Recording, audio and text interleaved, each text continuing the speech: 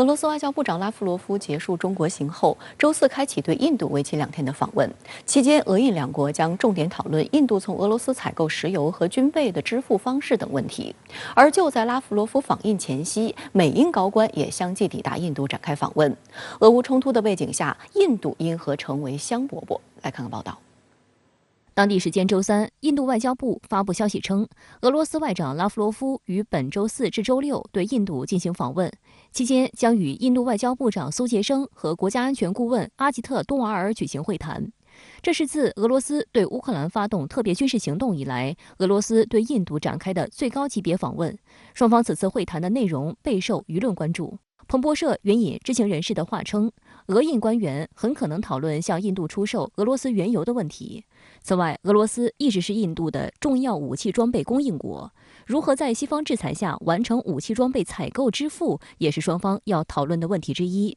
美国消费者新闻与商业频道披露，印度正大举买入俄罗斯廉价原油，每桶旗舰乌拉尔品级原油比市场价格低$35。据知情人士透露，俄方希望印方按照1500万桶起步的合约量进行采购。数据显示，本月初以来，约600万桶俄罗斯原油已装船运往印度，预计4月初到港。分析认为，印度后续还将继续购入低价俄罗斯原油。不过，由于美国制裁，俄罗斯金融业的 SWIFT 结算接口被封锁，印度如何向俄方支付采购款项是个大问题。印度斯坦时报认为，在拉夫罗夫访印期间，双方将商讨如何直接使用卢布和卢比，或者通过锚定第三方货币的方式进行支付。印度出口组织联合会主席萨克西维尔称，其他国家禁止对俄出口，因此对印度出口商来说，这是进入俄罗斯市场的最佳时机。Our export to Russia is not much in mostly it was agri product and pharma products.So now, once the whole West is banning the export from their countries, I think there are a lot of opportunity for Indian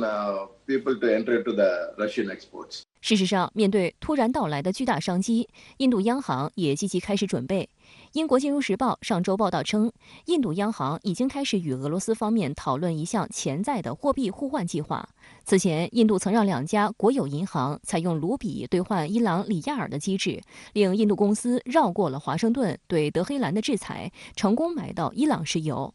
印度商界人士预计，新的卢比换卢布机制也将通过国有银行来执行，包括印度国家银行在莫斯科的俄罗斯子公司、印度商业银行以及在新德里设有分行的俄罗斯联邦储蓄银行。另据印度报业、托拉斯等多家印媒报道，印俄本币互换磋商进展迅速，本周已经进入技术性协商阶段。一个俄罗斯央行派出的工作小组在拉夫罗夫抵达新德里之前就已经赶赴印度，重点就俄印建立贸易支付系统进行商谈，简化卢比和卢布支付交易，为将来两国贸易铺平道路。国际货币基金组织注意到，在美国发起针对俄罗斯的金融核打击之后，多国对本币互换表示浓厚兴趣。这对美国来说并非好事，因为这将会降低国际贸易中美元的使用量。事实上，自伊核问题后，美国金融制裁伊朗以来，美元在国际交易中的占比已经从70%降低到了约60%。也有观察指出，虽然俄印双方都在积极筹划绕过西方金融制裁，但目前仍有不少障碍需要排除。首先是可能面临汇率风险。在目前卢布汇率仍在剧烈浮动的情况下，双方能谈出怎样的汇率仍是未知数。此外，对于印度来说，依然不能忽视第一大贸易伙伴美国的意见。2021年，印俄贸易额约为135.6亿美元，而相比之下，印美贸易额约为1123亿美元。如果印俄贸易触怒了美国，印度有可能失去部分美国市场。毕竟，这个俄罗斯和这个印度之间的，它这个贸易规模还是要很小的。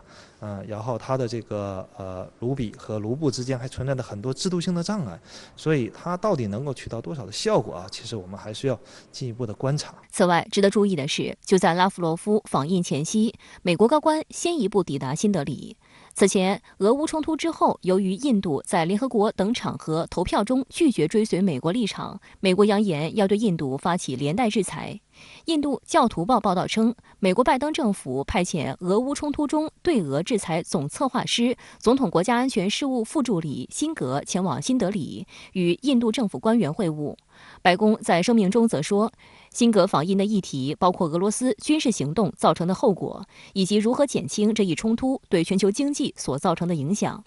印度教徒报形容，俄乌冲突的背景下，过去1个月造访印度的宾客人数达到了空前水平。除了辛格之外，英国外交大臣特拉斯周四也抵达了印度。周一，欧盟印太事务特使加布里埃尔·维森廷与印度外交部官员举行了会谈，呼吁印度支持欧盟的对俄立场。维森廷向媒体直言，欧盟不希望印度帮助俄罗斯规避美欧制裁。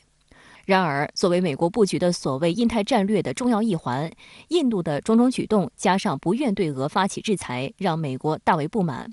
美国国务院负责南亚与中亚事务的助理国务卿唐纳德·卢近期再次扬言，声称拜登政府正在考虑是否就印度从俄罗斯购买 S-400防空反导系统一事对印实施制裁。上周，美国总统拜登更是直白地表示，在美日印澳4国机制中，只有印度在乌克兰局势上不太坚定。In response to his aggression, we presented a united front throughout NATO and in the Pacific.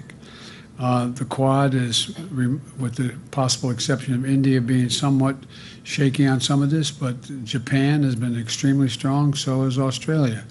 in terms of dealing with Putin's aggression. 事实上，俄乌冲突后，美国不断施压印度，要印度选边站队，也激起了印度民间对美国不满的大讨论。不少印度精英投书主流媒体，表示印度不是美国卫星国，美国没资格教印度做事。另一方面，为拉拢印度，美国也于近日加大了对印度的经济援助。据印度报业托拉斯周三报道，白宫在向国会提交的美国国务院2023财年发展援助计划中，将针对印度的发展援助计划金额从2021年的2500万美元增长至6600万美元。另外，拜登政府还提议将对印度卫生部门的援助从2021年的3450万美元增加到2023年的4850万美元。